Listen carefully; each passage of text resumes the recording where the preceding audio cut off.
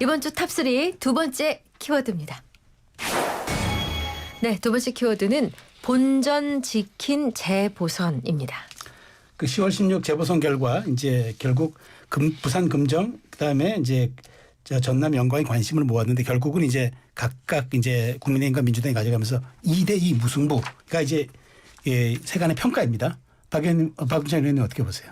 그렇습니다. 2대2 무승부죠. 수치상으로는 2대2 무승부인데 네. 사실 이재명 대표는 한숨 돌린 정도 그렇게 볼 수 있겠고 한동훈 대표는 크게 힘을 얻었다. 네. 탄력을 받게 되었다. 네. 저는 그렇게 보고 있습니다. 사실 이재명 대표가 부산 금정에 상당한 기대를 했을 터인데 네. 거기서 무려 22% 차이로 지지 않았습니까? 네, 네. 그래서 단일화 효과도 없었고 민주당의 약진도 없었다. 따라서 이재명 대표의 한계를 보여준 그러한 선거였다. 금정이. 네. 그래서 이재명 대표로서 확산을 하는 데에는 한계를 보여준 그러한 선거였다. 제가 그냥 느낌이었는데요. 어제 이재명 대표 표정이 그다지 밝지 않았어요.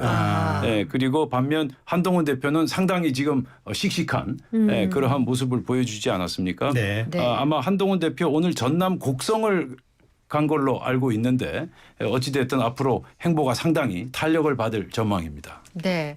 근데 부산 금정의 경우 지난 4월 총선 때보다 여야 간 득표율 격차가 더 벌어진 걸로 나타났지 않습니까? 그렇죠. 이재명 대표를 포함해서 야당 입장에서는 대선 승리를 위해서는 부산 경남 지역 득표력이 이렇게 가면 너무 어려운 거 아닌가 싶은데요. 이거 하나로 그렇게 단정하기는 어렵지만 충분히 숙제를 던져줄 만한 선거였다 이렇게 생각합니다. 동의합니다. 일정하게 그런 지적에 네. 대해서는. 앞서 이제 평가를 총론으로 이렇게 해주셨는데요. 저는 이재명 대표는 아쉬울 수 있을 선거 결과였는데 한동훈 대표는 지역 문턱까지 갔다 온 선거였기 때문에 한동훈 대표가 잘했다 이렇게 얘기하기는 어려운 선거였다. 개인적으로 그렇게 생각하고요. 그러니까 이재명 대표가 부산 금정에서 그러니까 후보를 내세웠는데 결국 야권 단일화까지 했음에도 불구하고 오히려 이전 총선 때보다 더 격차가 벌어지는 이전 총선 때는 13% 정도 차를 보였는데 이번에는 22% 정도 차가 났거든요. 근데 그거는 여러 이유가 있을 거예요. 김경주 네. 후보가 고인이 대신 전 구청장과 관련해서 실언을 했던 부분이나 네. 또 인물 경쟁력에서 좀 뒤떨어지는 부분이나 여러 가지가 아마 작용하는 측면이 있었을 거예요. 근데 이재명 대표가 넘어야 할 산이라는 관점에서 좀 더 집중해서 말씀드리면 결국 조국혁신당하고 야권 단일화를 했을 때 단일화 효과가 안 나타났다고 해석할 수밖에 없거든요. 네. 그럼 조국혁신당을 지지하는 주 지지층은 뭔가 야권 성향을 갖고 있거나 윤석열 정부에 굉장히 비판적인 입장을 갖고 있는 사람들임에 틀림이 없어 보이거든요. 근데 이재명 대표나 민주당으로 안 왔다는 얘기가 되는 거거든요. 야권 단일화 후보는 민주당이었기 때문에요. 지금 조국혁신당 지지층의 어떤 정서라고 하는 건 민주당을 좀 마뜩지 않게 생각하거나 이재명 대표는 아니야 라고 생각했을 개연성이 있다는 거예요. 그런 층이 투표장에 안 나갔기 때문에 이전 총선 때보다 더 벌어지는 격차가 나왔다. 이런 분석은 가능할 것 같아요.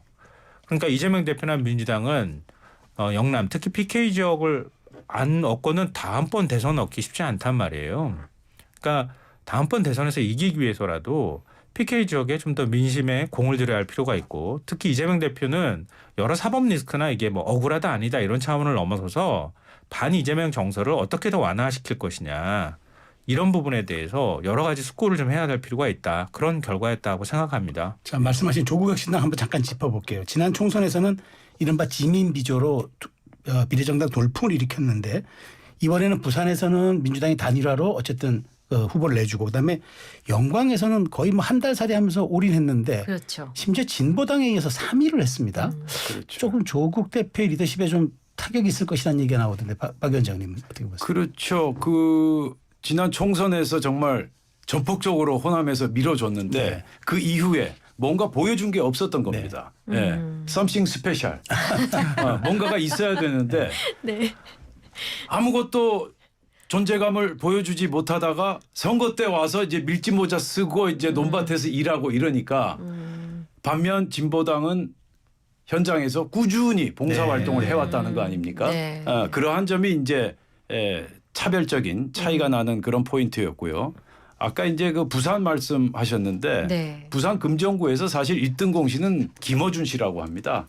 김어준 씨의 여론조사 꽃에서 예. 네. 박빙의 여론조사 결과를 내놓았죠. 예. 그러니까 부산 금정구 유권자들이 위기의식을 느낀 겁니다. 네. 야 이러다가 탄핵이 현실화되겠구나. 탄핵에 대한 공포. 그래서 네. 보수 세력이 똘똘 뭉쳤다는 네. 거예요. 이건 현장 이야기입니다. 네, 네. 거기다가 또 이재명 대표에 대한 거부감. 또 거기다가 김영배 의원의 그 실언. 혈세 낭비 발언. 뭐 이런 것들이 막 겹치고 겹쳐가지고 또 한동훈 대표가 6번인가 7번 내려가지 않았습니까? 이런 여러 가지 복합적인 요소가 겹쳤지만 1등 공신은 역시 우리 김어준 대표인가요? 예, 김어준 씨다. 그런 분석이 나오고 있습니다. 네. 어쨌든 좀 평을 여러 가지를 해주셔서 재밌게 제가 들었습니다. 일단 한동훈 대표에 대해서 아까 박 위원장님이 힘을 얻었다고 하신 데 반해서 우리 김성환 평론가는 지옥문 앞에까지 갔다 왔다.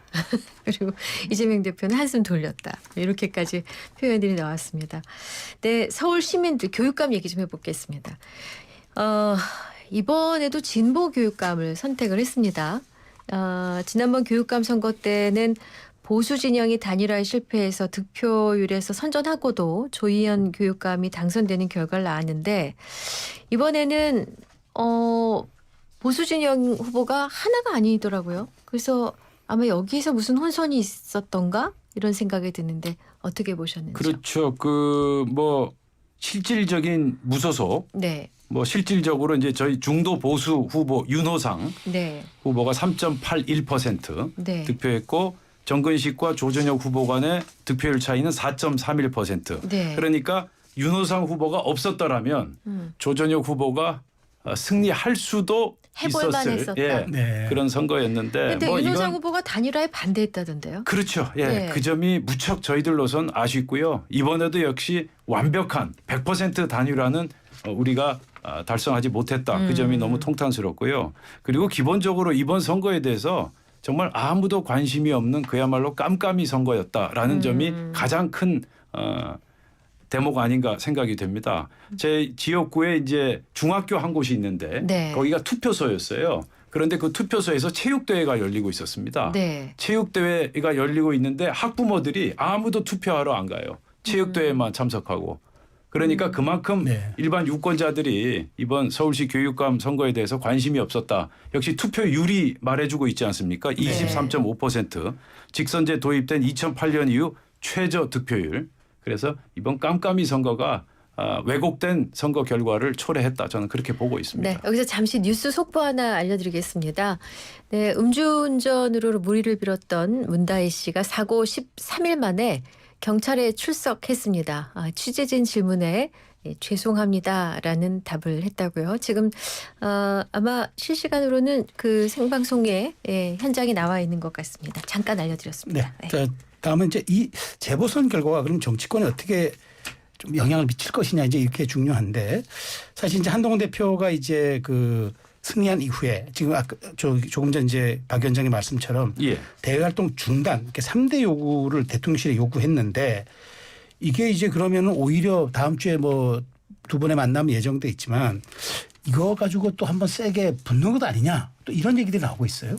그렇죠. 정말 저희들로선 정말 대단히 중요한 독대 네. 면담이다 그렇게 생각하고요. 네. 이미 한동훈 대표는 이제 세 가지 프레임 김건희 여사 인사 쇄신 네. 그리고 공개 활동 중단 외부 활동 중단 그리고 의혹 진실 규명에 협조하라 네. 세 가지를 네. 내걸지 않았습니까? 이 세 가지 프레임 안에서 아마 윤석열 대통령에게 강력하게 네. 많은 부분들을 요구할 것이고요. 오히려 이제 지금 관심을 끄는 대목은 윤석열 대통령이 어떻게 반응할 것인가 네. 그 대목인데요. 아마 대통령실에선 제2부속실 조속한 네. 설치 뭐 그런 네. 몇 가지 대안을 내놓을 텐데 과연 한동훈 대표가 그 정도에 만족할 것인가. 네. 그래서 다음 주에 있을 이 독대 면담에서 정말 국민들이 박수 칠 만한 그러한 결과가 나와야 되는데 현실적으로 나올 수 있겠는가 네. 하는 대목이 가장 큰 관심이라고 생각합니다. 네. 그 한 대표는 국민이 선거 현장에서 한 말은 이대로 가면 너희, 여기서 너희라는 건 이제 보수 진영을 의미합니다. 보수 진영 다 망한다였다면서 국민이 선거를 통해 마지막 기회를 줬다. 변화와 쇄신만이 야당의 헌정 파괴 시도를 막을 수 있다라고 했는데 친윤계 내부에서도 김 여사 관련 의혹이 방어할 수 있는 수준을 넘고 있는 것 같다는 우려가 나오고 있습니다. 제3자로서. 어제 윤석열 대통령이 바르게 살기 운동 전국 대회에 갔었잖아요. 네. 4대 개혁 흔들림 없이 추진하겠다 이런 취지의 발언을 했거든요. 윤 대통령 지금 지지율로 과연 그런 추진 동력을 얻을 수 있을까요? 결국은 윤 대통령의 태도를 바꾸지 않으면 한동훈 대표가 어떤 요구를 하더라도 그냥 빈 공허한 메아리가 그칠 가능성이 있다. 그럼 결국 윤 대통령도 어떤 국정을 운영할 수 있는 힘 자체가 사라질 위기에 처해 있는 거거든요. 그럼 한동훈 대표가 지금 국민 여론을 읽고 거기에 대해서 대변하듯이 얘기를 하고 있다고 하면 대통령실에서 뭔가 변화가 있어야 되지 않겠습니까? 과연 그런 변화를 보일 수 있을 거냐. 이게 저는 관건인 것 같은데요. 대통령실에서 이미 입장을 밝혔어요. 한동훈 대표가 얘기한 것처럼 한남동 라인이 정리하라고 얘기했잖아요. 근데 한남동 라인은 없고 대통령 라인만 있다고 했잖아요. 이미 부인한 거나 다름이 없는 얘기를 했고요. 근데 박 위원장님 한남동 라인이 있습니까? 이게 이제 그 상징적인 그런 의미라고 봐야죠. 네. 한남동 라인이다, 도곡당 라인이다 하는 그런 용어들은 이제 정치적인 프레임이고요. 네. 예, 상징적인 의미라고 봐야지 뭐 한남동에서 따로 모여서 무슨 별도의 비밀, 비선 조직이 움직인다든지 네네. 뭐 그런 건 아니니까요. 알겠습니다. 자, 이제 탑3 세 번째 키워드로 가겠습니다. 자, 세 번째 키워드는 명태균 방지법입니다. 네. 자, 최근에 이제 가장 그 핫하게 지금 이슈의 중심에 서 있는 명태균. 이제 어제 한 대표가 3대 요구사항 중에 하나 바로 이제 명태균 방지법을 들고 나왔는데 이제 이게 간단히 말하면은 앞으로 허술한 여론조사는 이제 등재할 수 없고 왜곡하면 영구 퇴출 이런 이제 내용이 담겼는데 김성환 평론가 이거 어떻게 보세요? 일단 지금 이제 문제가 드러난 거잖아요. 명태균이라는 사람을 통해서 이게 이제 어디까지가 사실이냐 이걸 확인할 필요가 있고 검찰이 적극적으로 수사해야 된다고 저는 생각해요. 국민의힘 내부에서도 진상조사를 하는 상황이잖아요. 그러니까 도대체 당시에 그러니까 지난 대선 때 그러니까 대선 후보 경선 때부터 시작해서 이번 총선 때까지 명태균이라는 사람이 어느 정도 여론조사를 돌렸고 그게 비공개 조사가 몇 건이고 공개 조사가 몇 건이고 그게 또 국민의힘 내부에서 명부가 진짜 당원 명부가 어떤 과정을 통해서 나갔는지 뭐 이런 것들을 좀 조사한 결과가 있어야 뭔가 좀 명확하게 네. 얘기할 수 있을 것 같은데요. 근데 지금 명태균 방지법이라고 얘기하는 것만 가지고도 될지 모르겠어요, 저는. 왜냐하면 비공표 조사를 했다는 거잖아요. 그래서 지금 명태균 씨 주장으로는 또 강혜경 씨라고 하는 명태균 씨 계좌 관리, 그러니까 일종의 이렇게 회계 관리를 했던 사람인 거죠. 그리고 김영선 전 의원실에 들어가 있었던 사람의 주장으로 보면, 그러니까 그 비공개 조사를 계속해가지고 윤 대통령한테 보고를 하고 거기에 돈을 들인 거를 다른 뭐 지방자치단체 예비 후보들한테 부담하게 했고 그걸 김영선 전 의원이 뭐 대신 갚아줬다거나 이런 얘기들이 나온단 말이에요. 비공개 조사를 어떻게 그러면 의율할 거냐. 이 지금 명태균 방지법으로 안 될 것 같아요. 제가 보니까. 이 부분은 이제 제가 좀 관심을 가지는 네. 분야인데요. 일단 결론적으로 한동훈 대표가 매우 중요한 숙제, 과제를 이슈를 던졌다라고 생각을 네. 하고요.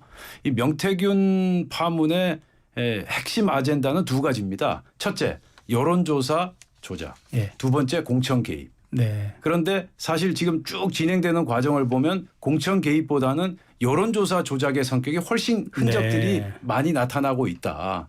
그렇게 생각하고요. 실제 제가 그 경남 지역 정치인들에게 취재를 해보니까 네. 명태균 씨가 유력 정치인들한테 접근을 할 때 내가 여론조사 1등 만들어주겠다. 아. 그런 식으로 접근을 했고 그 같은 접근 시도가 상당히 먹혀들었다. 아하. 그래서 유력 정치인들 정말 우리가 평소에 만나기 어려운 그러한 유력 정치인들을 명태균 씨가 전부 다 만나는데 성공하지 않습니까? 네. 그리고 명태균 씨가 여론조사 업체에서 근무를 했었고요. 네. 네. 과거 또 텔레콤 사업을 했기 때문에 네. 아. 텔레마케팅 네. 사업을 했기 예. 때문에 여론조사 분야에 있어서는 상당히 이 전문성을 가지고 있다. 그래서 이준석 의원 같은 경우도 올해 2월 29일 날 그 바쁜 선거 운동 기간 중에 심야에 네.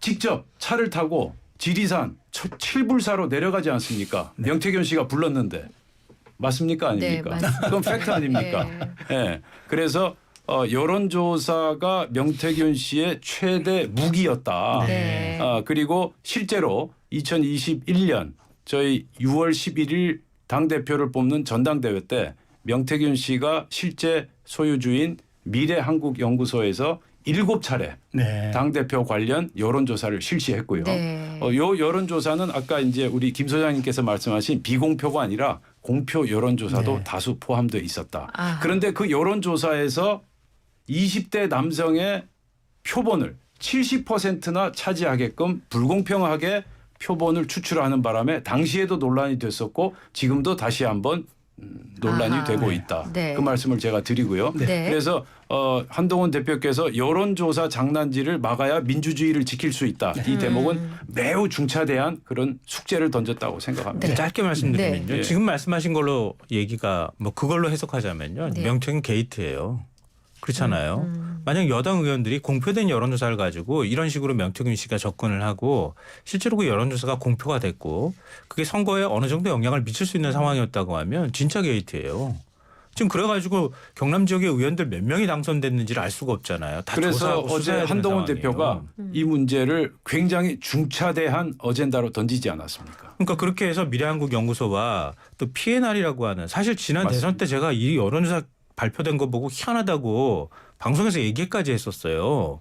갑자기 난데없이 미래한국연구소라는 게 튀어나오기도 하고 뭔가 이상하다 이런 말씀을 방송에서 드린 적이 있는데 만약에 PNR 발표된 것처럼 50번 여론조사 결과 발표됐는데 지난 대선 때 48번 윤석열 대통령이 앞서는 걸로 나왔다고 하는데 한국갤럽이나 전국 지표조사 하고 너무 차이가 많이 나는 거예요.